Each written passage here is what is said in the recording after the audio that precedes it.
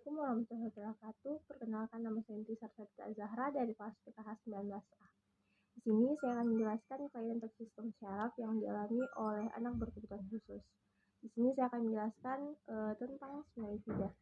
Spina bifida adalah kelainan sejak lahir yang terjadi ketika tulang belakang dan sumsum tulang belakang tidak terbentuk secara tepat. Penyakit ini merupakan suatu bentuk kelainan tuberneurol. Gejala spina bifida sendiri adalah salah satu hal yang harus diwaspadai. Gejala ini pada umumnya berbeda-beda tergantung pada jenisnya. Spina bifida occulta yang sangat jarang menimbulkan gejala. Hal ini karena jenis spina bifida ini tidak melibatkan syaraf tulang belakang. Adapun tanda spina bifida occulta adalah adanya lekukan kecil di punggung bawah bayi yang baru lahir dan terlihat ada sejumput rumput pada punggung bayi yang baru lahir. Adapun gejala spina bifida meningocoel dan juga myelonincoel, yaitu terdapat kantung yang mencuat di punggung bayi. Pada spina bifida meningocoel, kantung memiliki lapisan kulit yang tipis, sedangkan pada spina bifida myelonincoel, kantung bisa muncul tanpa adanya lapisan kulit. Akibatnya, cairan maupun serabut syaraf yang ada di dalamnya bisa terlihat langsung. Selain itu, gejala dari spina bifida meningocoelnya ada antara lain mengalami kejang, tidak bisa menggerakkan tungkainya sama sekali, bentuk kaki, pinggul maupun tulang belakang terlihat tidak normal, mengalami gangguan berkemih. Spina bifida adalah kelainan yang harus dihindari sebelum terlambat.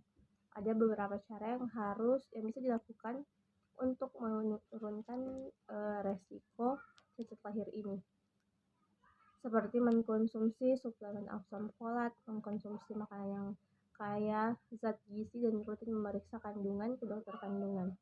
Spina bifida dapat dilihat dari 3 bentuk yang paling umum. Pertama, myelonincoel. Myelonincoel adalah tipe spina bifida yang paling serius. Kondisi ini ditandai dengan munculnya kantung berisi cairan melalui lubang di punggung bayi. Bagian dari sumsum tulang belakang dan syaraf yang berada di kantung ini rusak. Jenis ini menyebabkan cacat dengan derajat sedang sampai berat seperti skoliosis, kejang, masalah buang air, kebas pada tungkai, dan kehilangan kemampuan menggerakkan kaki. Kedua, meningocoel. Pada meningocoel, kantung yang berisi cairan keluar dari lubang di punggung, tetapi pada kantung ini tidak terdapat bagian dari sumsum tulang belakang. Pada kondisi ini biasanya tidak ada atau ada sedikit kerusakan syaraf. Disabilitas minor seperti gangguan buang air yang ringan. Ketiga, spina bifida occulta. Ini adalah spina bifida paling umum dan merupakan yang paling ringan. Secara kasat mata tidak terlalu terlihat adanya kelainan. Selain ada jarak pada tulang belakang, kebanyakan orang dengan spina bifida occulta baru mengetahui tentang kondisinya saat melakukan röntgen rutin. Tipe ini biasanya tidak menyebabkan gangguan. Penyebab spina bifida yaitu mengalami kekurangan asam folat.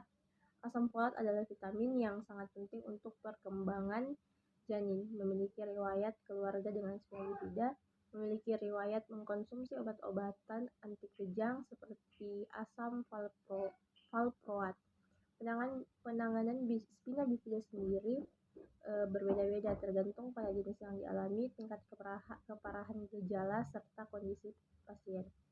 Untuk mengatasinya, operasi adalah pilihan utama dalam menangani kondisi spina bifida. Tindakan operasi umumnya dilakukan segera setelah bayi lahir dalam waktu 1 atau 2 hari. Tujuannya untuk menutup celah yang berbentuk sekaligus menangani hidrosefalus. Meskipun begitu, terapi surgical dapat dilakukan pada janin saat masih di dalam kandungan, mengingat fungsi saraf pada bayi dengan spina bifida dapat memburuk setelah kelahiran jika tidak ditangani. Operasi prenatal bisa dilakukan sebelum usia kehamilan ke 26 minggu. Penanganan dan pengobatan spina bifida. Tidak semua orang yang lahir dengan spina bifida memiliki kebutuhan yang sama, sehingga perawatan akan berbeda untuk setiap orang. Beberapa orang memiliki masalah yang lebih serius daripada yang lain. Misalnya, orang dengan meningocoel dan meningocoel coel akan membutuhkan lebih banyak perawatan daripada orang dengan spina bifida occulta. Dalam mengatasinya, dokter dapat mengoperasi bayi dengan cacat tabung saraf ini saat mereka baru berusia beberapa hari atau bahkan saat mereka masih dalam kandungan.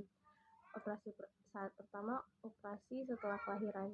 Jika bayi mengalami meningocoel sekitar 24-48 jam setelah lahir, ahli bedah akan mengembalikan membran di sekitar sumsum tulang belakang dan menutup lubangnya.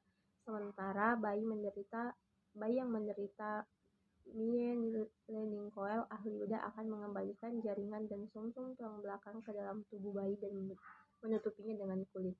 Terkadang ahli bedah juga akan memasukkan tabung berlubang ke dalam otak bayi yang disebut shunt atau untuk mencegah air terkumpul di otak. Prosedur ini dilakukan 24-48 jam setelah bayi lahir. Kedua, operasi sebelum kelahiran. Selain itu, pembedahan terkadang bisa dilakukan saat bayi masih dalam kandungan, tepatnya sebelum minggu ke-26 kehamilan. Ahli bedah masuk ke rahim ibu untuk menjahit lubang di atas sumsum tulang belakang bayi. Bayi yang mengalami jenis operasi ini biasanya akan memiliki lebih sedikit cacat lahir. Tersebut dibuktikan dalam The Management of Meningocoel Study atau MOMS yang menunjukkan operasi prenatal untuk menutup cacat pada sumsum tulang belakang memiliki peluang keberhasilan lebih tinggi dibandingkan dengan anak-anak yang mengalami operasi postnatal untuk mengatasi cacat tabung saraf mereka. Server National Institute of Child Health and Human Development atau NICHD pada tahun 2012 tersebut juga menunjukkan operasi prenatal dapat pertama mengurangi kebutuhan untuk mengalirkan cairan dari otak, kedua meningkatkan mobilitas, ketiga meningkatkan kemungkinan seseorang anak dapat berjalan secara mandiri sejak dini. Prosedur ini dapat mengembalikan fungsi neurologis yang hilang yang terjadi sebelum operasi, tetapi dapat mencegah kerusakan tambahan yang terjadi selama sisa kehamilan. Namun, prosedur ini tersebut sangat beresiko bagi ibu dan membuat bayi lebih mungkin untuk lahir terlalu dini. Perawatan lainnya, antara 20% dan 50% anak-anak dengan meningocoel mungkin juga memiliki sesuatu yang disebut penarikan progresif, yaitu ketika sumsum tulang belakang mereka diikat ke kanal tulang belakang, di mana pada anak normal bagian bawah sumsum tulang belakang biasanya mengapung bebas di kanal tulang belakang. Saat anak tumbuh, sumsum tulang belakang meregang dan itu menyebabkan hilangnya masalah otot dan usus atau kantung kemih. Pembedahan lanjutan mungkin diperlukan untuk memperbaikinya. Beberapa anak dengan kondisi cacat tabung saraf membutuhkan kruk, penyangga atau kursi roda untuk bergerak. Mungkin juga membutuhkan kateter untuk membantu masalah kantung kemih mereka.